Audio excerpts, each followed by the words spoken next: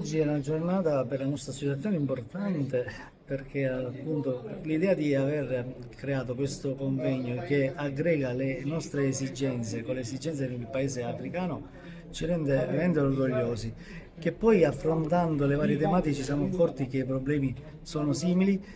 e i bisogni sono comuni, nel senso abbiamo dei bisogni noi in materia di risorse umane e bisogni i nostri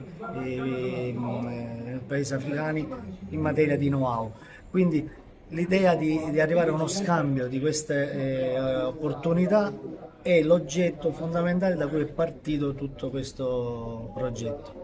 Noi che ci occupiamo poi in particolare del settore ittico, della pesca, abbiamo da un'analisi fatta visto che abbiamo le stesse necessità e